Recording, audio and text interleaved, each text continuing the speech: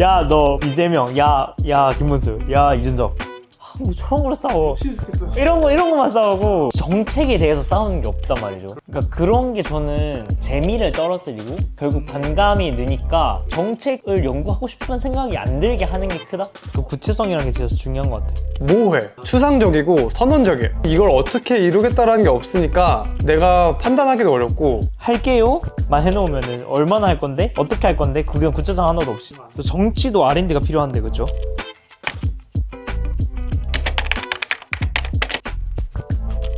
대선 특집 시작해보겠습니다. 알겠습니다. 오늘은 발표할 사람 손들어 발사손의 박도현님과 대선 정책 뭐가 있는지 한번 보고 서로 마음에 드는 거 마음에 안 드는 거 좀 얘기해 보려고 하고요. 안녕하세요. 저는 발표할 사람 손들어라는 유튜브 채널을 이제 친구들과 함께 하고 있는 박도현이라고 합니다. 지금 이제 대학교 4학년이고요. 연세대학교 신소재공학과 재학 중이고, 네, 뭐 스타트업에서도 일하고 있습니다. 무슨 스타트업인지도 좀 소개해줘. 그 바이오 플라스틱, 생분해 플라스틱으로 이제 제품 만드는 거 하고 있는데, 막 칫솔이나 막 부표나 막 이런 다양한 제품들 만들고 있고, 좀 친환경 기업이 스타트업이다. 약간 이렇게 봐주시면 될 것 같아요. 발표할 사람 손들어. 저는 개인적으로 완전 팬인데 감사합니다. 근데 이제 모르는 분들도 있으니까 맞아요. 약간 내가 그래도 나의 인상을 약간 소개하자면 그 되게 여기 들어가 보면 썸네일에 약간 워홀녀, 애견남 테토녀도 썸네일이 있었나요? 네, 있긴 있을 거예요. 네.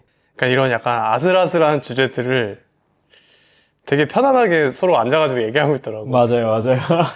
근데 이제 그게 주제만 보면 아슬아슬하니까 좀 불편할 수도 있겠다라는 생각을 처음에 하고 이렇게 봤는데 생각보다 불편하지 않고, 그러니까 우리가 흔히 가지고 있는 어떤 선입견을 약간 벗겨내고 한 번 더 들어가서 얘기하는 게 생각보다 불편하지 않고 좀 재밌더라고요. 저는. 오, 그래서 제가 감사합니다. 팬인데 곧 아마 뜨지 않을까? 나는 혼자 그렇게 생각을 해보고. 감사합니다. 어쨌든 그런 대화 방식이 재밌어가지고 네. 오늘 대선 정책 얘기해보고 싶어서 불렀고요. 네. 저희 약간 컨셉도 약간 그런 거예요. 약간 좀 민감한데 누구나 좀 다 머릿속에는 있는데 쉽게 얘기하지 않는 그런 얘기들을 그냥 해보자. 그런 얘기를 못하는 이유가 야 너가 뭐가 된다고 그런 말을 할 수 있어 이런 거에 대한 은근한 압박이 있어서 그렇다라고 많이 생각을 했었거든요. 그래서 근데 그런 게 어딨냐, 그냥 내가 하고 싶은 얘기면 다 할 수 있는 거 아닌가 해서 이제 친구들이랑 좀 시작을 하게 된 것 같아요. 그게. 네, 오늘 보시고 마음에 드시는 분들은 한번 가서 보시면 좋을 것 같고요. 감사합니다. 사실 대선 이제 19일밖에 안 남았는데 진짜 얼마 안 나왔네. 근데 뭐 이때까지 국민의힘은 막 후보 정하느라고 막 약간 코미디 찍은 것 같고, 난리가 한번 났었죠. 예. 그 대법원에서 이재명 후보 뭐 유죄 취지 파기환송 하면서 시끌시끌하고 정책으로 뭐 얘기할 만한 그런 맞아요. 상황이 아니었던 것 같고. 애초에 이 대선 자체도 예. 탄핵이라는 거가 시작이 된 그러니까. 거다 보니까. 약간 SNS나 미디어에서도 정책 관련된 콘텐츠들이 나오긴 하는데 근데 좀 봤는데 많이 보진 못하고, 근데 약간 이제 키워드 위주로만 나오고 그게 내용이 뭔지는 잘 모르겠더라고요, 이거 봐도. 그래서 그런 거는 약간 내용은 없는데 제목만 있는 뭔가 글을 본 듯한 느낌이 들어서 약간 아쉬웠는데, 근데 이제 앞으로 선거에서 정책들이 주목받을 수 있을지 며칠 안 남긴 했지만 제가 근데 나름 준비한 게 있어요. 오, 약간 어떤 후보의 공약인지 가리고 정책만 놓고 우리가 한번 골라보자. 그러니까 고른다는 게 어떤 게 좋다 안 좋다. 자기가 좋은 거 이렇게 자기가 몇 개 좋은 골라보자. 거를, 네. 그래서 뭐 집, 일자리 노동, 복지, 기타, 뭐 기업, 환경, 연금 이렇게 좀 분야를 내가 나눠놨고, 네. 거기서 자기 눈에 들어오는 거를 뭐 뭐 여러 개 해도 되니까 좀 골라가지고 조합을 해서 네. 나중에 그게 누구의 공약이었는지 한번 확인해 보는 걸 한번 해보고, 그 다음에 우리가 얘기하고 싶은 것 좀 간단히 몇 개 얘기해 보면 좋을 것 같고. 이게 전체 개수가 이 후보들이 똑같아요? 이거 보면 알겠지만 이재명이 페이지가 진짜 많고 김문수가 그 다음 많고 이준석은 한 반 정도 돼. 그러니까 나는 그 비율 맞추기도 좀 어려운데 사실 이준석 게 많이 적긴 하고. 그쵸. 그 이게 엉터리인데 일단 알아보자. 일단 알아보자. 집에서 고른 거 뭐예요? 청년주택이랑 전월세 부담 완화. 기업에서 AI 100조 투자. 저 이거 한 사람 빼겠습니다, 하나. 진짜? AI 100조 뺄까요? 네. 어. 제 이유가 있어요. 대기업 신입 공채 한 사람 빼고 싶거든요, 한 점수. 과학기술 성과 연금. 연구자들 있을 거 아니야, 과학자들. 네. 그 사람들이 어떤 일정 수준의 성과를 내면은 체육인들 메달 따면 연금 받는 것처럼 아. 그 사람들한테도 연금과 같은 혜택을 주자. 아, 좋다. 나도 이거 좋은 것 같아. 저 이거랑 군가산점제.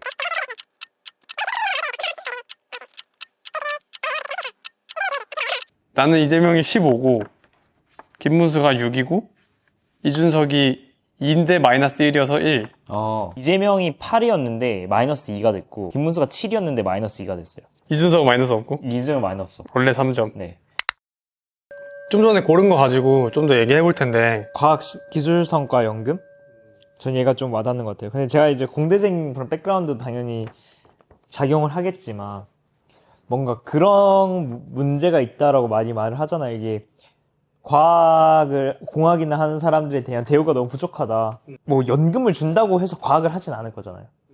근데 연금을 준다라는 게 어떻게 보면 금메달을 주는 것처럼 뭔가 상징성을 부여할 수 있는 장치가 될 수 있을 것 같다. 그래서 좀 되게 신선하다라는 생각이 많이 들었어요. 얘가 뭔가 주된 어떤 그런 건 안 되더라도 뭔가 그런 점에서 관점이 보인다? 과학을 약간 중요시 하겠다라는 관점이 보인다는 게 저는 약간 그게 마음에 든다. 네, 되게 플러스 요인이었던 것 같고. 근데 난 궁금한 게, 이공계 그 전공자들은 사실 소득이 꽤 높은 편이잖아. 그쵸. 근데 얘가 연구자로 만약에 간다. 그러니까 학교에서 연구를 한다. 아니면 연구원에서 연구를 한다. 그 사람들도 소득이 괜찮아요? 어떤 연구를 하느냐에 따라서 진짜? 천차만별이기도 하죠. 그러니까 꼭 소득이 높거나 안정성이 높은 건 아니네. 그쵸. 어떤 연구냐가 되게 많이 가르는 것 같아요.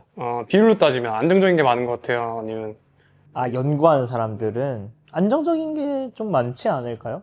그럼 사실 그 연금을 주는 게 진짜 말한 것처럼 어떤 금전적으로 안정성이 높아지는 거에 대한 메리트가 아주 크진 않겠네. 그 당사자들한테는. 저는 그렇게 생각해요. 그 정도의 기술이라면 이미 그 사람은 돈 많이 벌었다.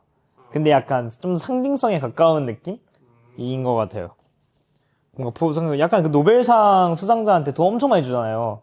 근데 노벨상 수상할 정도의 그 기술이 있었던 사람들은 이미 돈이 많을 거거든요. 약간 그런 개념 아닐까? 그런 거 있잖아요. 그러니까 이공계 인재들이 해외로 나가는 거.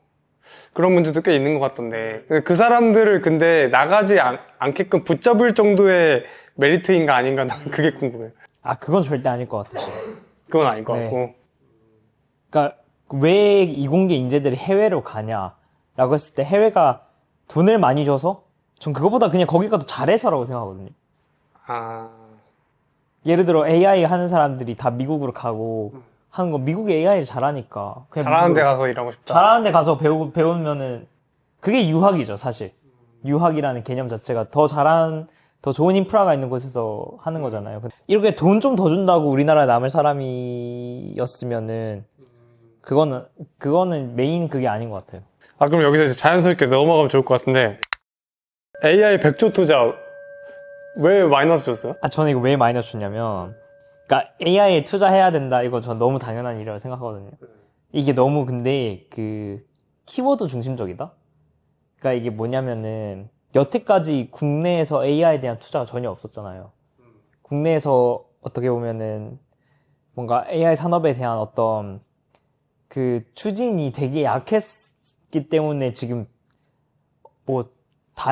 지금 중국이랑 미국이 제일 잘하고 어찌됐든 간에 저희는 그걸 따라가고 있는 어떤 양상에 있는 상황인데 여기서 AI라는 키워드를 딱 가져와서 아까 자세한 걸 봤거든요. 보니까 중국이랑 미국이 잘하는 걸 따라가는 느낌인 거예요. 저는 투자는 무조건 해야 된다고 생각하거든요. 근데 여기 디테일이 조금 달라야 된다고 생각해요. 좀 한국적인 그런 게 있어야 되고 한데 AI 시대니까 AI 투자해야 돼. 이건 너무 추상적이잖아요. 근데 AI 시대인데 그럼 우리나라가 잘할 수 있는 AI에 어떻게 투자할 것인가 뭐 이런 식으로 좀 갔어야 하지 않을까? 근데 너무 그냥 중국이랑 미국이 이미 잘하고 있는 것들을 물론 그것도 중요하죠. 근데 이거 너무 그냥 AI 중요하니까 투자하자 이런 느낌이어서 100조가 작은 돈도 아니고. 그러니까 이런 거네. 그러니까 투자하는 것 자체가 반대는 아닌데 투자하는 거 오케이.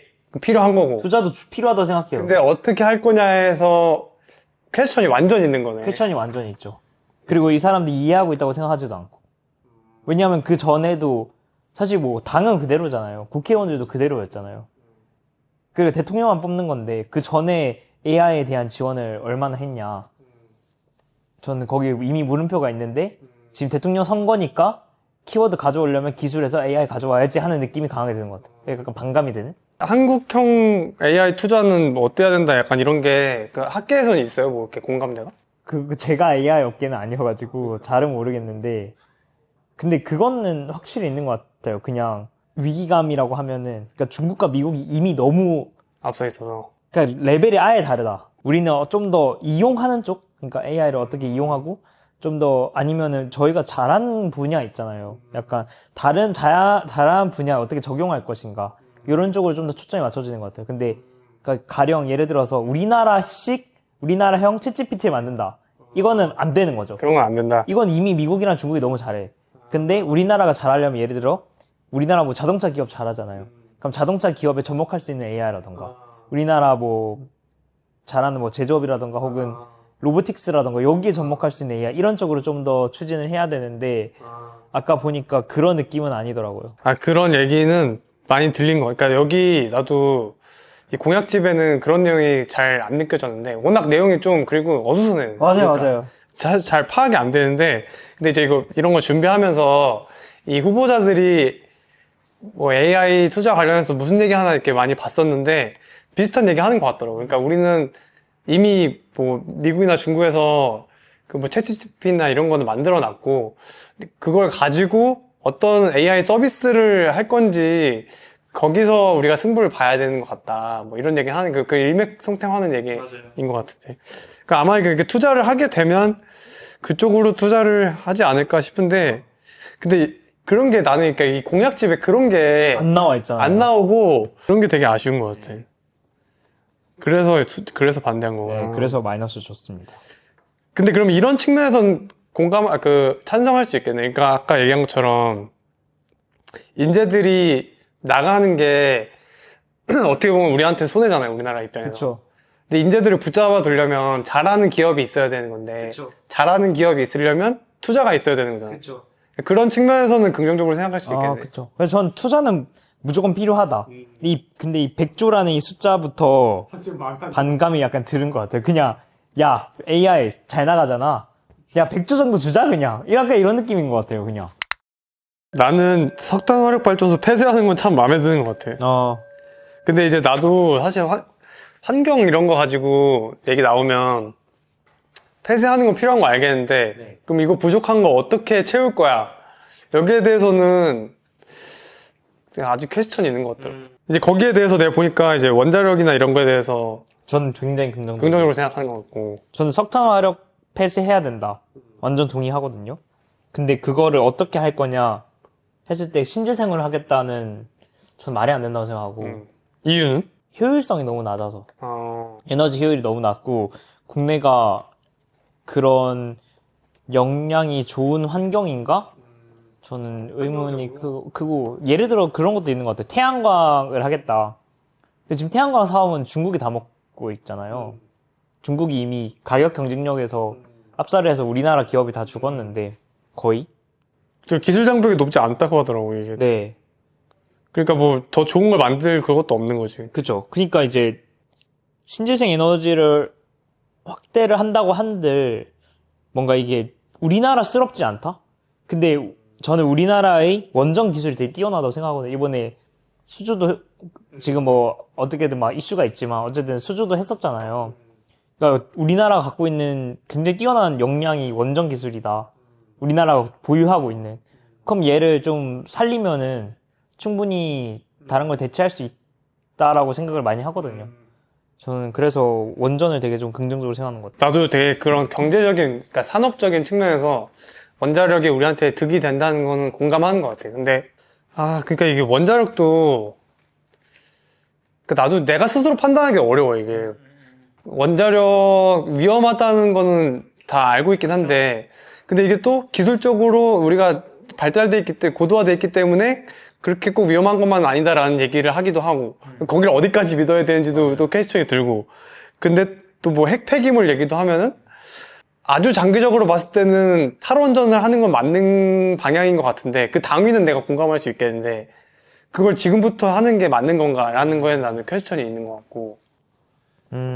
일리 있네요. 말씀하신 것처럼 안정성에 문제가 있고, 그 뭐 핵 폐기물이나 환경적인 이슈도 가져올 수 있잖아요. 근데 모든 기술에는 그런 게 있다고 생각해요. 그러니까 모든 기술적 발전에는, 그러니까 물론 이제 원자력은 그게 엄청 커요. 지금은 그 위험성이 매우 크잖아요. 근데 탈원전이라는 걸로 이걸 가둬두면은 그 위험성을 컨트롤하지도 못하는 것 같은 거예요. 저는 그런 마인드가 있는 것 같아요. 그러니까 그거를 우리가 기술이 좋고 계속 투자를 해서 그 위험을 미니마이즈 하는 쪽으로 이제 최소화하는 쪽으로 뭔가 기술 발전이 이루어져야 되는 게 아닌가. 근데 그러려면 얘를 막는 게 아니라 얘를 오히려 더 연구개발을 열심히 해가지고 그렇게 해야 되는 게 아닌가라는 생각이 좀 있는 것 같아요. 장기적으로 봤을 때도. 나의 바람은 사람들이 그래 탈원전 언젠간 해야 돼. 근데 지금 당장 할 수 없으니까 우리가 이용하는 건 이용하되 장기적으로는 이렇게 대체해 나가자라는 그 정도의 컨센서스가 있으면 좋겠는데, 뭐 아니면 도 같은 느낌인 거지. 할 거면 끝까지 하고. 원전 우리한테 필요한 거고 원전 발달시켜야 돼 쪽이 한 명 있는 것 같고, 원전 저거 완전 잘못된 거고 폐기물 환경적으로 안 좋고 위험하고 지금부터 탈원전해, 이렇게 나는 분명히 중간이 뭐가 있을 것 같은데 뭔가 이렇게 완전히 갈려 있는 것 같아서. 근데 이게 사실인지 아닌지 모르겠어요. 자세히 막 들여다보진 않아서. 근데 느낌적인 느낌으로, 근데 약간 이런 느낌적인 느낌에 공감하는지 안 하는지 모르겠네. 그 가운데 영역이 되게 얇은 것 같다? 어... 는 생각이 드는 것 같기도 하고. 제가 원전을 워낙 좋아하기도 하는데, 이번에 이제 미국에서도 청문회를 했거든요. 미국 청문회 한 영상이 있는데, 그게 뭔 내용이냐면, 이번에 이제 AI에 대한 미국과 중국의 어떤 그런 경쟁 상황에 대해 이제 청문회를 한 게 있어요. 그래서 막 구글 CEO 오고 막 AI 기업 CEO 와가지고 청문회를 하는데 얘기를 해요. 그 CEO들이 우리는 그 에너지 지금 현재 미국이 쓰고 있는 전력의 2배가 필요하다. AI를 개발을 하려면 더 디벨롭해서 격차를 만들려면은 필요하다. 근데 에너지가 없다. 에너지 어떻게 할 거냐? 원전밖에 없다. 이렇게 말을 하거든요. 근데 그 이유가 이제 과학적 백그라운드로 봤을 때는 원전이 가장 효율이 좋아요. 에너지 효율이. 면적 대비 효율이 가장 좋기 때문에 소형 원전을 많이 지으면 지을수록 이제 그게 되는 건데, 그게 우리나라에 딱 맞지 않나? 우리나라는 환경적으로 땅덩어리가 적고 원자력 기술이 좋으니까, 그래서 뭔가 그런 생각이 드는 것 같고, 아까 말씀하셨던 건 뭔가 중간이 없다라고 하는 거는 뭐 여태 정권에서 계속 핑퐁을 해왔던 것도 있겠지만, 이렇게 뭔가 기술 베이스의 관점을 갖고 있는 사람, 그리고 좀 더 환경 베이스의 관점을 갖고 있는 사람, 이 접점을 찾기가 생각보다 쉽지 않은 것 같아요. 오케이, 이해했어. 나 그것도 궁금했어요. 신재생 에너지가 지금 효율이 떨어지고 이렇게 충분하지 않다는 건 내가 이제 그 정도는 알고 있는데, 이게 나아질 여지가 있는 거 아닌가? 그러니까 그게 궁금해요. 그러니까 이게 효율성이 엄청 좋아져서 기술적으로 발달해가지고, 뭐 원자력까지는 아니더라도 우리가 필요한 정도의 전기 생산은 할 수 있다. 제가 알고 있기로는 신재생도 당연히 연구개발하면은 효율이 올라가지만 그게 오른다 한들 원자력과는 비교가 안 돼요. 효율성이. 이미. 우리가 필요한 정도까지 가기에도 한참 모자라는 거. 한참 모자라죠. AI 이슈까지 있으면. AI 이슈까지 있으면은 전력 소비는 계속 늘어날 텐데. 그럴 수 있겠다.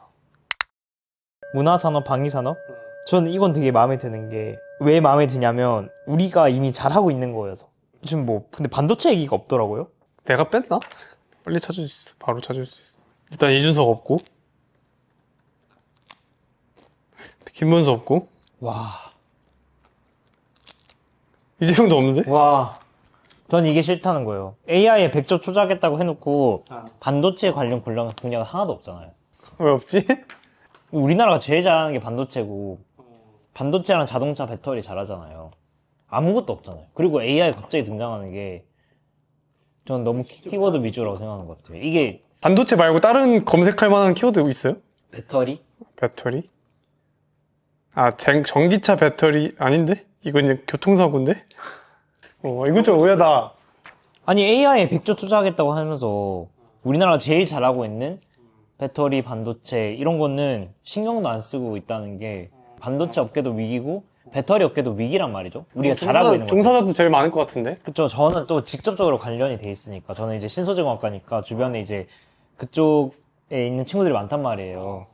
그 위기가 뻔히 보여요. 엄청난 위기예요, 실제로. 중국이 기술력이 엄청 뛰어나고 지금 되게 우리는 빨리 이걸 따라잡을 어떤 대책이 나와야 되는 상황인데 이거는 일단 손 놓고 AI 투자하겠다. 이게 되게 그 우리가 가지고 있는 뾰족함을 놓친 것 같아요. 왜 그랬지? 이미 잘하고 있다고 생각해서 그런 건가? 저는 아니 그게 너무 싫어요. 그것도 별론데 내가 보기엔 약간 내 느낌이지만 약간 얄팍한 수가 있어요. 그러니까 사람들한테 AI가 더 먹힌다. 어필이 될 것 같으니까 넌 여기에 더 집중한 듯한 느낌? 맞는 것 같아요. 그게. 근데 지금 삼성 위기다 맨날 이러잖아요. 그런 얘기 많이 들어. 반도체가 안 돼서 위기다.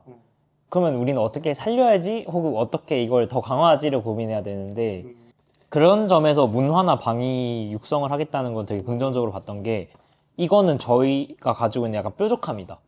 우리가 이제 K컬처 잘하잖아요. K컬처 엄청 잘하고 우리도 방위 산업 잘하잖아요. 에어로스페이스 이런 회사도 잘하니까 우리가 원래 잘하던 걸 더 잘하게 해서 격차를 내겠다라는 거는 저는 완전 좋아요. 나는 문화산업이랑 방위산업 좋은 거는 이거 다 수출 가능한 거여가지고 아, 맞아요. 어쨌든 우리나라는 수출을 많이 해야지 경제적으로 나아질 수 있다고 생각하고 이쪽에 방위는 좀 해당하지 않을 것 같은데 문화산업 같은 경우에는 여기도 해당하지 않으려나? 그러니까 나는 중소기업의 그 수출량이 늘어나야 된다고 생각하는데 왠지 여기에 지원이 커지면 그 수출하는 중소기업도 생겨나면서 전 무조건 커질 거라고 봐요. 좋아질 것 같다는 기대가 있어서 여기 좋은 것 같고 기후테크 R&D는 그 신재생 에너지랑 기후테크 R&D랑 이게 다른 건가 보네? 이 약간 기후테크는 좀 더 보편적인 느낌이 강한데 그러니까 제가 지금 하고 있는 게 이제 생분해성 플라스틱이잖아요. 그것도 기후테크고 사실 뭐 신재생도 당연히 기후테크고 전 원자력도 기후테크라고 생각하거든요. 왜냐면 이게 탄소 배출이 줄어드는 거니까. 이게 사실 정의하기 나름이 강하긴 해요, 기후테크가. 근데 이게 어찌됐든 간에 R&D 예산이잖아요. 그러니까 기후테크라는 거는 좀 더 컨셉적인 게 강하거든요, 여전히. 그러니까 예를 들어서 반도체 배터리는 기후테크가 아니잖아요. 전기차 배터리라고 한들. 왜냐면 걔네는 이미 시장이 엄청 커요. 그래서 얘네는 여기서 이제 어떻게 싸움을 하냐, 격차로 싸움을 하냐라고 하면은 기후테크는 좀 더 그 밑단계죠. 아직 상용화가 안 된 애들인데 R&D를 때려 박아서 뭔가 투자를 하고 미래를 보겠다라는 개념이잖아요. 그래서 저는 이건 되게 긍정적으로 보는 것 같아요. 그 기후테크의 디테일은 뭐 아마 후보마다 매우 다르겠죠. 근데 기후테크 누구 있었지? 아까 이재명이었던 것 같은데. 그런 것도 있어요. 그러니까 여기 썼다고 꼭 지킬 것 같지도 않고 그거 맞아요. 여기 없다고 안 할 것 같지도 같지도 않고 아동수당 복지 확대하는 거. 근데 나는 이게 좋거든요. 네. 근데 이게 지금 없진 않아요. 우리도 있는데 우리는 한 8세까지만 줄 거고 다른 나라들은 뭐 캐나다나 뭐 일본만 해도 한 15세, 18세까지 주고 금액도 우리보다 훨씬 많고 물론 이제 나라마다 좀 물가나 이런 건 차이가 있지만 그래도 우리나라가 현저히 낮은 수준이고 그래요? 복지를 할 거면 제대로 해야 된다고 생각해가지고 나는 이거 돈을 주는 거는 좋다고 생각하고 우리도 여기 이게 이재명이랑 김문수랑 좀 차이가 있었는데 아니다 아동수당 복지 확대는 이재명만 있었네. 그러니까 김문수는 그 양육 관련돼 가지고 들어가는 비용들을 좀 커버할 수 있게 세제 혜택을 주는 것 같아요. 그러니까 비과세 늘려주고 뭐 세금 깎아주고 뭐 이런 것들이 있었고 이재명은 실질적으로 돈을 주는 거고 둘이 결과적으로는 어쨌든 우리가 금전적으로 혜택을 보지만 방식이 좀 다른데 이재명은 한 18세인가? 그때까지 점진적으로 늘려간다고 했는데 나는 그 표현은 좀 난 그런 표현도 좀 마음에 안 드니까 돈을 얼마를 언제까지 어떻게 늘리겠다. 구체적으로 얘기해주면 좋은데, 추상적으로. 이렇게 뭐 단계적으로 확대한다, 뭐 이런 식으로 하는 게, 그런 게 너무 많아. 그런 게 좀 아쉽고. 특히 돈 관련해서는 그죠. 그런 것 같아. 그러니까 뭐 많이 말해놓고서는 나중에 책임지는 게 좀 그럴 수도 있겠지. 어쨌든. 그래서 나는 이제 아동수당 있는 거는 좋다고 생각하는데, 근데 내가 전에 발사존에서 한 거 봤는데, 돈 주는 거, 약간 그렇게 긍정적으로 생각하진 않는 것 저는 약간 같은데. 긍정적으로 생각하지 않는데, 그러니까 저는 근데 둘 다 체크를 했거든요. 필요하다고 생각하는데 어떻게 할래? 돈 줄게. 이게 이제 다 그냥 먼저 나오는 것 같아서 그게 좀 싫다. 교육이나 좀 더 근간에 깔려 있는 문제들이 많이 있잖아요. 사실 사회 구조에. 근데 그러니까 이게 필요하다고 생각하는데 어떤 이런 문제를 해결할 때 어떻게 할래 했을 때 돈 줄게. 이거는 이제 먼저 나오는 이유가 돼서는 안 된다. 그러니까 첫 번째로 이것도 하고 이것도 하고 돈도 줄게. 이게 됐으면 좋겠는데 부담을 줄이기 위해 돈을 더 많이 드리겠습니다. 이거는 근본적인 해결책이 아니는 거죠. 돈 더 준다고 애를 낳는 것도 아니고 저는 그렇게 생각하거든요. 아예 환경이 좀 더 바뀌어야 된다? 반 공감, 반은 좀 다르게 생각하는 게 있는데, 그러니까 나도 이거는 좀 근본적인 해결책은 아니라는 건 나도 공감하는데, 근데 근본적인 해결을 하는데 시간이 오래 걸린다고 생각하니까 그렇죠. 그 시간 동안은 이런 지원이 필요하고 유용하다는 생각이 있고, 그리고 또 한편으로는 어떤 게 있냐면, 내가 생각했을 때 그 근본적으로 해결하는 거는 어쨌든 내가 일해가지고 버는 돈이 충분하게 만들어주는 게 근본적인 해결인 것 같거든요. 그 뭐 사람의 교육을 시켜줘서 좋은 일자리 갖게 하던. 근데 우리나라는 노동시장 자체가 조금 불균등해. 그렇죠. 너무 임금 격차가 크고 이러니까. 근데 그거를 하기에는 나는 그게 가능한 건가 아닌가 잘 모르겠고. 특히나 또 이제는 좀 AI 나오면서 산업 구조가 완전히 바뀌니까 격차 더 벌어질 테니까 그런 근본적인 해결이 쉽지 않겠다라는 생각이 있으니까 오히려 점점 나는 오히려 이런 쪽으로 가야 된다. 이게 뭐 기회평등으로 내가 생산성을 충분히 가질 수 있는 방법이 없다고 하면 기회평등을 위해서 돈을 쓰는 게 무용지물이 될 것 같은 느낌이 드니까 바람직해서라기보다는 어쩔 수 없이 결과의 평등을 기준으로 사람들한테 돈을 주는 것도 방법이 아닌가라는 생각을 요즘 좀 하는 것 같아요. 일리 있네요. 네. 그런 생각이 좀, 내가 어떤 확신이 있는 건 아니고, 그런 생각을 좀 해보고 있다. 일단 시간이 오래 걸린다는 건 당연한 거고, 그죠? 그리고 그 근본적 문제라고 했을 때 그게 또 워낙에 복잡하고 다면적이니까, 한순간에 이렇게 표현할 수 있는 거는 당연히 아니라고 생각하거든요. 방금 말씀하신 것처럼 약간, 결국에는 이제는 산업구조가 바뀌면서 좀 그런 어떤 결과의 평등에 더 포커스를 둬야 한다? 그것도 맞는 말인 것 같아요, 저는. 근데 나도 그냥 너무 쉽게 결과의 평등으로 바로 결정하는 것도 싫어. 저도. 그 근본적인 걸 해결하려고 진짜 미친 듯이 치열하게 고민을 하고 막 시도하고 하는 거를 해보고 안 되면 그렇게 가는 건 좋은데 충분히 우리가 하고 있나? 거기에 대해서는 나는 좀. 저는 진짜 여기 너무 공감하는 게 약간 아까 말했던 건 같은 맥락인데 고민을 하는 티도 안 내고 그냥 돈 줄게 이렇게 하는 것 같아서 그게 너무 싫어요. 그런 거구나. 네. 그건 나도 거기엔 공감. 이거는 이런 문제도 있고 이런 문제도 있고 이런 문제도 있다. 이게 많이 엮여 있는 건데 이거는 이렇게 할 거고 아무래도 근데 이거는 이제 오래 걸리고 장기적인 프로세스로 가져가면서 뭐 이런 식으로 나올 수 있는데 그런 설명조차도 잘 하지 않으니까. 설명조차도 안 하죠. 그리고 이제 돈 드리겠습니다. 그럼 해결될 겁니다. 이러고 있으니까 그러니까 나는 좀 그런 건 아쉬워 진짜. 저는 좀 많이 아쉬운 것 같아요. 좀 정치인들이 그런 걸 좀 솔직하게 설명해줬으면 좋겠어 나는. 근데 이게 그러니까 정치 공학적으로 계산하는 느낌이 너무 강해진다. 그러니까 사실 돈 준다고 하면 싫어할 사람이 어딨어요. 이렇게까지 뭔가 우리처럼 이렇게 대화하는 사람은 저는 많지 않을 거라 생각하거든요. 다 표면으로 일단은 보는 게 강할 테니까 그럼 표면으로 보이는 거를 던져야겠다. 근데 이거는 되게 정치로 하는 거죠. 그러니까 정치에 대의가 없잖아요. 뭔가 이걸 해야 된다 뭔가 그런 게 없고 낭만이 없고 정치를 그냥 수 쓰는 그쵸 수 쓰는 정치를 하는 느낌이 강하니까 음. 저는 거기에 반감이 되게 강한 것 같아요. 그런 것들이. 그게 그러니까 그냥 되게 직관적으로 느껴지는 거잖아요. 그런 게. 맞아요. 약간 거부감처럼. 이렇게. 단숨에 드는 거부감인 거지. 네.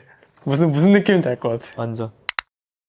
저 이제 대기업 신입공채 도입 장려 이거 이제 마이너스 줬는데 이거 누구였죠? 김문수? 이거 김문수. 김문수.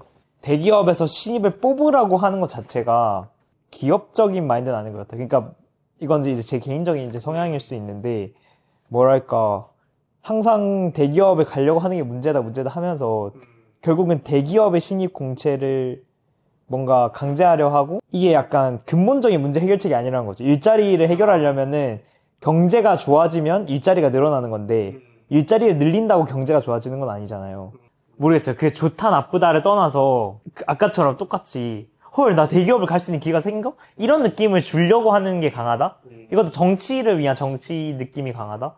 좀 더 구체적으로 예를 들어서 저는 이게 이렇게 가면 안 되고 뭐 반도체 기업에 일자리를 더 많이 창출하겠다 이렇게 투자를 해서 혹은 AI에 일자리를 해서 창출하겠다 이런 식으로 가야 되는 거지. 차라리 스타트업의 신입이 뭐 이게 제가 스타트업을 해서 그런 걸 수 있는데 스타트업의 도전을 쉽게 하겠다 혹은 스타트업에 신입 들어갈 때 월급을 뭔가 더 보전을 해주겠다 그렇게 해서 대기업과 어떤 중소 작은 기업 간의 격차를 좀 해소하겠다 이런 방향이라면 저 되게 긍정적으로 생각하는데 이거는 완전 반대잖아요. 트렌드가 아예 벗어난다고 생각하고 또 어떻게 미국이 가장 지금 잘 나가는 나라가 됐느냐. 제가 이제 그 미국에서 유학을 1년 동안 있었는데 그게 이제 제가 UC 버클리 샌프란시스코에 있었거든요. 샌프란시스코 바로 옆이잖아요. 바로 옆에 실리콘밸리잖아요. 그리고 주변 친구들이 이제 버클리 나온 친구들이니까 어디서 일하고 있는지를 보이잖아요. 그럼 막 아마존 일하고 테슬라 일하고 F&A 이런 데서 일해요. 근데 받는 돈의 수준이 다르거든요. 나 엔비디아 들어왔는데 8억이 났나?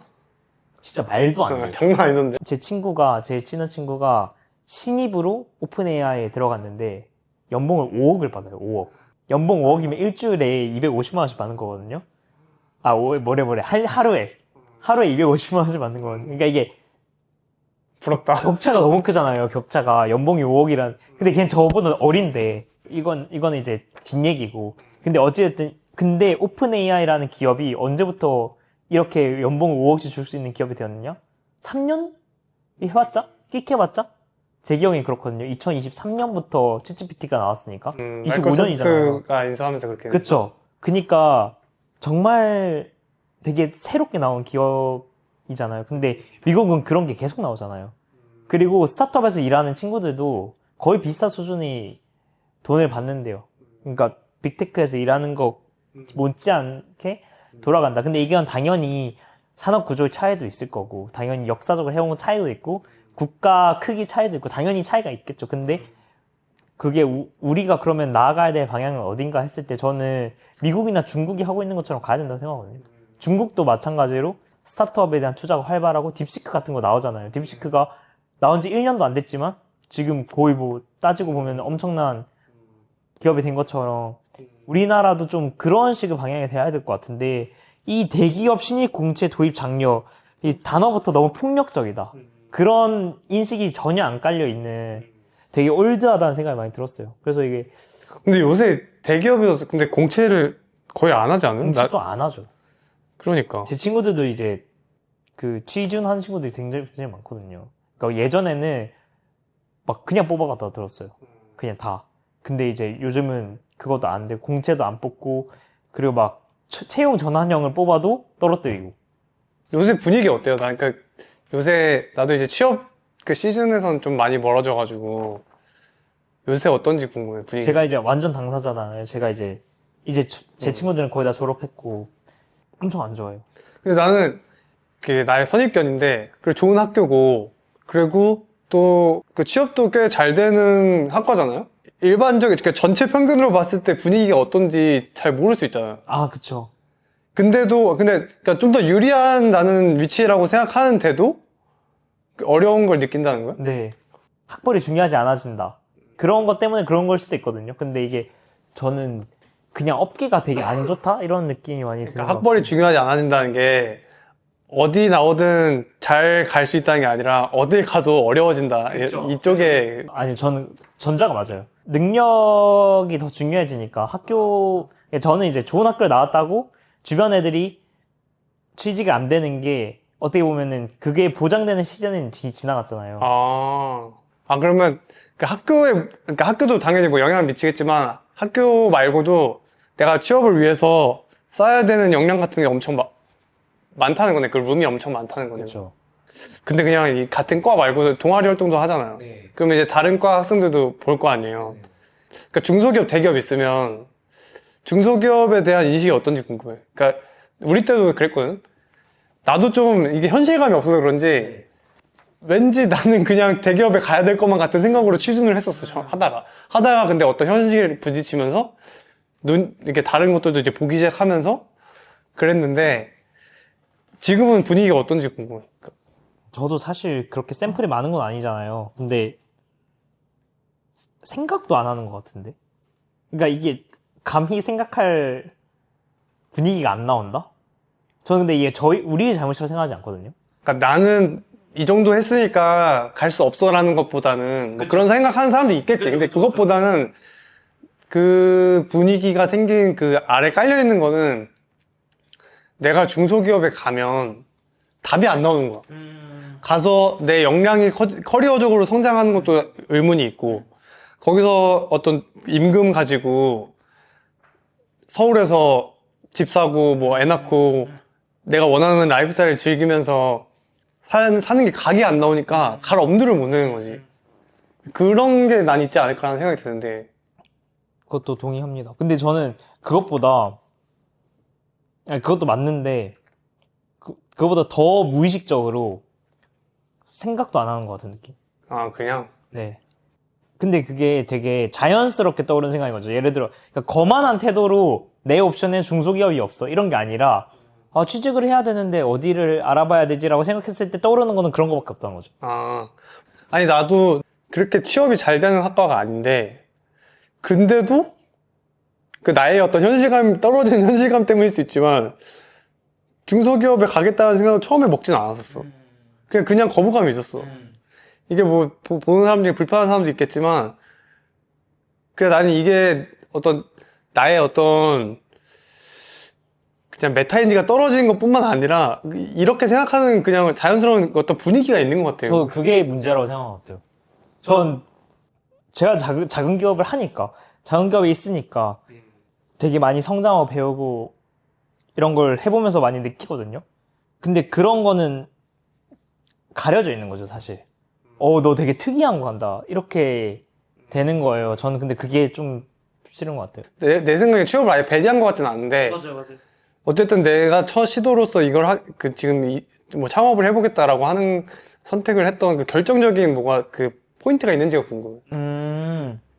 해보고 싶고 내가 좋아하니까 하자도 크고 근데 저는 이제 학교 다니면서 창업학교도 계속 하고 했는데 그 창업이라는 것을 되게 어렵게 본 건 분명히 있었어요.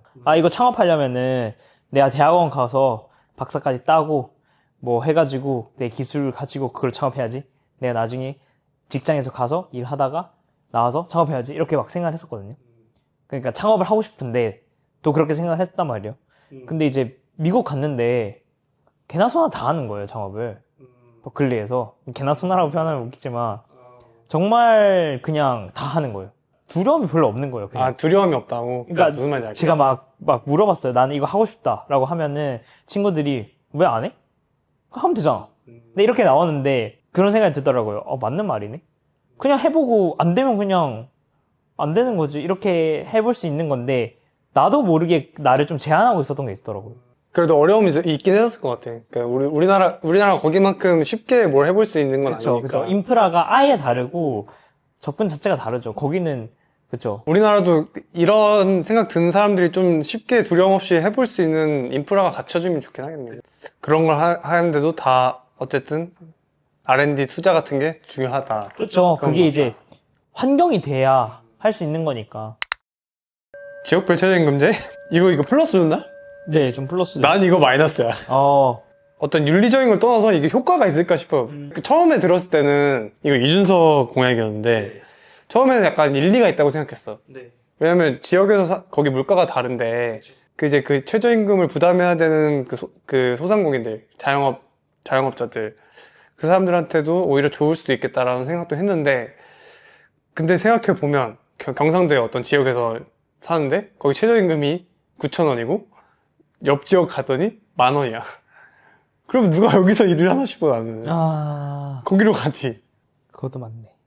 그러니까 이게 거긴 그럼 점점 더 인구가 줄어들 거고, 뭐 그렇게 드라마틱한 효과가 있을지 모르지만 인구가 점점 이렇게 들어올 요인은 없는 것 같고, 그러면 인건비는 더 오를 확률도 있고. 그래서 난 이게 어떤 실효성이 있는지도 모르겠고, 좋다고 생각한 이유도 나름 있을 거 아니에요. 아, 그쵸. 대한민국이 좀 기형적으로 소상공인이 많잖아요. 자영업자가 많잖아요. 자영업자가 좀 기형적으로 다른 나라에 비해서 기형적인 구조가 좀 밸런스가 안 맞다라고 알고 있는데, 그런 부담을 줄여주는 데 있어서 어떤 접근을 먼저 생각했던 것 같아요. 사실 아르바이트죠, 최저임금은. 그러니까 최저임금으로 지역 간 이동이 발생할 거라고 생각하지도 않았던 것 같고, 평균적인 임금 격차에 최저임금이 반영되나? 평균적인 임금은 맞추되 최저임금을 조정하는 건 어떻게 보면은 그 지역에 있는 소상공인에게 플러스가 될 수 있겠구나, 이렇게 생각을 한 것 같아요. 그래서 나는 네. 그럼 나도 바꾸면, 이 평균적인 임금 격차가 줄어들면 좀 괜찮을 수도 있을 것 같아. 그런 전제가 있다고 하면. 근데 좀 깊게 생각해보지 않아서 그쵸. 들을 수 있지만. 이게 또 어떤 영향을 미칠지는 사실 모르겠어요. 이게 또 분명히 명감이 있을 텐데. 오케이. 요 정도에서 우리 좀, 그래도 얘기 많이 한 것 같아. 재밌는데요? 우리 정책 얘기하다가도 나왔는데, 이 공약집 보면서 느꼈던 것들 좀, 나는 사실 불만이 많아서 이걸 얘기 나눠보고 싶은데, 그게 너무 모호해. 그러니까 맞아요. 추상적이고 선언적이에요. 그러니까 이걸 어떻게 이루겠다라는 게 없으니까 내가 판단하기도 어렵고, 뭐 예를 들어서 이재명이랑 김문수랑 비슷한 공약을 냈는데 분명히 그 디테일은 다를 텐데 어떻게 다른 건지 또 설명이 불충분하니까 내가 이렇게 판별을 못 하겠고, 그런 게 되게 아쉽고, 그리고 좀 아쉬웠던 거는, 그러니까 장애인이랑 어떤 소수자 관련된 정책들은 아예 언급도 거의 없는 것 같더라고. 하나도 없네. 그러니까 장애인이 하나씩은 뭐 있긴 했는데, 일단 이준석은 없었고, 근데 그냥 좀 원론적인 얘기들? 항상 하는 얘기들 그냥 하는 정도여서, 그런 건 좀 아쉬운 것 같고. 어땠어요? 근데 보면서 아까 이거 한번 쓱 훑어봤잖아요. 저는 그렇게 느꼈어요. 색깔이 없다. 사실 좀 비슷비슷하잖아요. 다 비슷비슷해요. 색깔이 없어요. 그냥 다 좋은 얘기해요.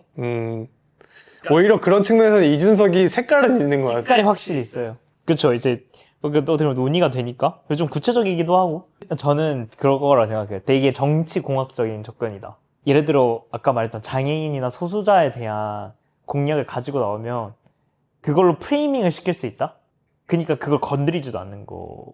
괜히 자기들한테 리스크가 될 수도 리스크가 될 수도 있으니까. 그게 사실인지 아닌지 그냥 그런 생각을 할 수도 있을 것 뭔가 같네요. 그런 느낌도 드는 것 같다? 그러니까 색깔이 강해진다는 건 반대로 이제 반대의 사람들이 생긴다는 거기도 하잖아요. 그러니까 어떻게 보면은 반대로 뾰족한 사람들이 그런 프레이밍을 생각한 게 아닌가. 너무 이렇게 무난무난하게 가면은 적당히 그냥 얼굴만 보고 찍는 거죠. 얼굴만 보고 찍는 거고. 근데 그렇게 가면 이제 뭐 이긴다는 계산이 섰을 수도 있고.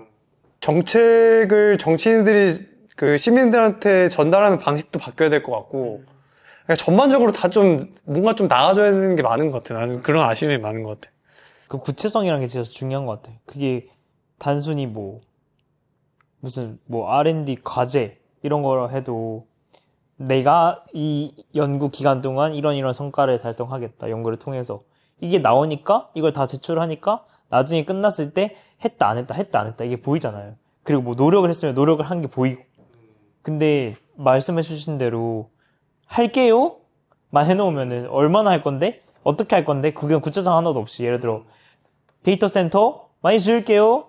라고 하면은 이제 그게 없는 거죠, 사실. 이게 되게 구조적인 문제가 있는 것 같은 게, 내가 조그마한 정당에서도 일을 해보고, 국회에서도 일을 해보고, 정책 관련된 위원회에 참여한 적이 있었는데, 근데 정책 전문가의 그 시스템이 없어.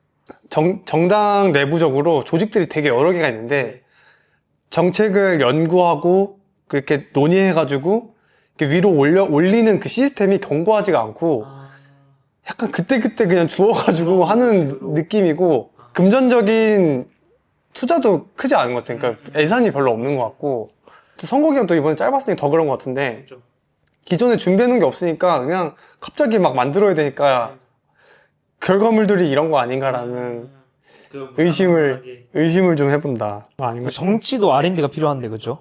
그러니까 정치 R 그런 걸 써야지 여기다가. 그러니까. 그러네. 정치 R&D 필요하네. 아, 필요하죠. 이게 그리고 얼마나 고민을 많이 해야 나오는 건데, 이게 그리고 저는 그것도 부족하다고 생각해요. 그냥 영국 이런 데는 저도 뭐 얼핏 본 거고 그런 거지만 토론이 되게 강하잖아요. 막 의회에서 막 엄청 싸우고 토론 강하고 막 거의 뭐 죽이듯이 하는데, 근데 우리는 그게 아니잖아요. 그러니까 물론 싸우는데 되게 뭐 저런 걸로 싸워. 유치해 죽겠어 진짜. 이런 거만 싸우고 어. 막 정책에 대해서 싸우는 게 없단 말이죠. 그런 거 없는 것 같아 진짜. 그러니까 그런 게 저는 되게 재미를 떨어뜨리고 결국 반감이 느니까 정책을 연구하고 싶은 생각이 안 들게 하는 게 크다? 취향 토크 하듯이 나는 어떤 게 좋다, 나는 이런 사회가 왔으면 좋겠다 이렇게 얘기하는 걸 좀 해보자 싶은 건데, 근데 이거를 내가 이제 내 일상생활에서 주변 사람들이랑 해보면 좀 눈치 보는 게 있는 것 같아요. 맞아요. 그리고 쉽게 좀 뭐라 해야지, 약간 저징하는 거니까 맞아요. 판단하는 게 있고, 맞아요. 정치에 일단 별로 관심이 없고 그렇죠. 그냥 약간 이렇게 먼 발치에 서가지고 약간 한심하게 보는 느낌. 뭐 선거라고 더 얘기하지도 않고 오히려 좀 더 조심하는 것 같아. 그러니까 내가 어떤 게 마음에 들어라고 얘기하는 순간 그냥 바로 약간 이런 식으로 나는 내가 해보니까 이재명 공약에서 마음에 드는 게 많은 것 같은데 나는 내가 이제 그런 얘기를 하다 보면 뭐 일찍이니 이찍이니 막 이런 식으로 하고 바로 프레임 들어가고. 그러니까 바로 그냥 갈라쳐가지고 뭐 얘기가 안 되는 거지. 얘기가 안 돼요. 도현 씨 친구들이랑 할 때는 어떤지 그게 궁금하니까 뭐 이런 정치나 선거를 대하는 방식이나 어떤 문화가 좀 우리랑 다른 게 있나 이런 게 궁금해서 어떤지 좀 들어보고 싶은데. 전 근데 크게 다르지 않은 것 같아요. 되게 정치도 표면적으로 소비하는 게 강한 것 같아요. 그러니까 표면적으로 소비한다는 게 그러니까 아까 말한 민주당 vs 국민의힘 이걸로 보는 이게 표면적인 거잖아요. 되게 사실 국민의힘 안에서도 스펙트럼이 엄청 다양하고 민주당 안에서 스펙트럼이 엄청 다양하고 그거는 근데 그 당마다 스펙트럼이라고 치면은 사실 어떤 한 정책에 대해서 나는 어떤 부분 예를 들어 안보 분야는 민중이 맞는 것 같고 혹은 뭐 경제 분야는 국민의힘이 맞는 것 같고 뭐 이 분야는 정의당이 맞는 것 같고 이 분야는 개혁신당이 맞는 것 같다 이렇게 할 수 있잖아요. 나도 그래 그러면 완전. 이게 왜냐면 정치라는 건 굉장히 다면적인 거기 때문에 그러면 이렇게 비교를 하고 전체적인 비교를 하면서 이렇게 가야 그게 정말 근본적인 논의라고 생각을 하거든요.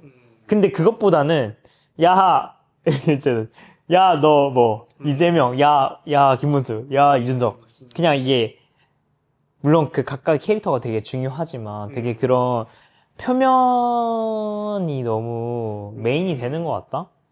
저는 뭐 지금도 그런 것 같고 그렇게 되다 보니까 한번 딱 프레임해서 내가 어떤 진영을 딱 정하면 아까 말했던 것처럼 어떤 내용은 민주당이 마음에 들고 어떤 거는 국힘이 마음에 들 수 있는데 딱 내가 만약에 민주당 정했어. 그러면 그냥 국힘 거는 보지도 않아. 적이 되잖아요. 그냥 저거는 아니야.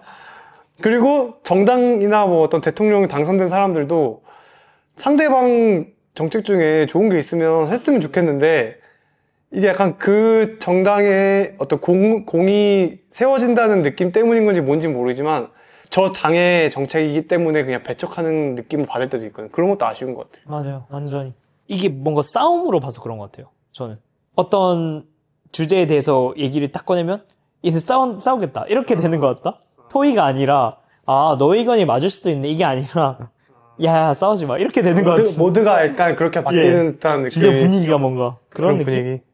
이미 정치의 이미지가 그렇게 돼버린 게 큰 것 같아요. 대통령이 새롭게 되면은 그 사람이 뭔가 이런 분위기를 바꿀 수 있다고 생각하거든요. 대통령이면. 전 제가 뭐 노무현 대통령에 대한 기억이 있는 건 아니지만 그래도 클립 같은 거 보면 되게 이런 토론도 좋아하시고 되게 소통을 많이 하려고 하셨잖아요. 그게 본인의 강점이든 약점이든 그냥 드러내려고 했다는 게 저는 그게 되게 멋있는 점이라고 생각하거든요. 근데 다들 이렇게 뒤에 숨어가지고 자기 지지자만 챙기고 그건 이제 저는 바람직한 방향성은 절대 될 수 없다. 반대에 있는 사람들 얘기도 들어보고 욕도 그냥 시원하게 들어보고 그렇게 해야 되는 게 아닌가. 그렇게 해야지 그 지지자들도 그런 면을 영향을 받아서 지지자들끼리서도 그렇게 막 적대적으로 하지 그쵸. 않고 좀 더 이렇게 유연하게 얘기도 하고 할 수 그쵸. 있을 거다. 그렇죠. 일리가 있네. 너무 혐오를 조장하는 정치가 위에 깔려 있으니까 아래도 혐오가 계속 생기는 거예요. 그러니까 그게 어떤 그러니까 뭐 중요한 일 가지고 싸우는 거를 부정하고 싶진 않지만 너무 싸우니까 그 중요한 것도 꼴 보기 싫더라고. 그런 건 있는 것 같아. 워낙 이거 대선 어떻게 흘러갈지 막 변수가 많아가지고 토론에 있으니까 사람들이 이제 또 어떤 정책이 있는지 공약이 있는지 더 보는 분위기가 생길 수도 있을 것 같고. 근데 이제 책자로도 나온다고 하는데 나는 그 책자를 본다고 뭐 안 보고 얘기하기는 좀 그렇지만 얼마나 더 우리가 더 쉽게 이해할 수 있을까. 그냥 전 대한민국이 잘 됐으면 좋겠어요. 특히 정치라는 거는 되게 중요하잖아요. 국가를 결정하는 데 있어서 거의 모든 걸 결정할 수 있는 권한이 생기는 거니까. 그래서 이번 대선도 좀 그런 논의가 활발해지면 좋겠다. 누가 되든 간에 사실 전 누가 되는지는 그렇게 중요하지 않다고 생각해요. 근데 그 과정에서 어떤 논의가 있느냐 그리고 그 사람이 됐을 때 그걸 얼마나 추진하고 그 약속을 지키느냐 그게 중요하다고 생각하거든요. 저는 그래서 막 그런 것도 되게 싫어해요. 누가 되면 난 나라 뜰 거야 이렇게 하는 것도 나 이민 갈 거야. 저는 근데 이제 그래도 대한민국 안 망한다. 그럼 그거 보면서 우리는 또 배우면 되는 거다. 이렇게 생각하거든요. 근데 그 방향이 걔 반대하는 이런 게 아니라 이런 걸 보완하는 이 됐으면 좋겠어요. 반대를 위한 반대가 아니라 뭐 무슨 말씀인지 알겠죠. 오늘 나와주셔서 고맙고 아 그럼요. 언제든지. 발사선 다들 한번 봐주시고 감사합니다. 정책 중심으로 정치가 돌아가길 바라면서 오늘 정책 노가리는 마무리를 해보겠습니다.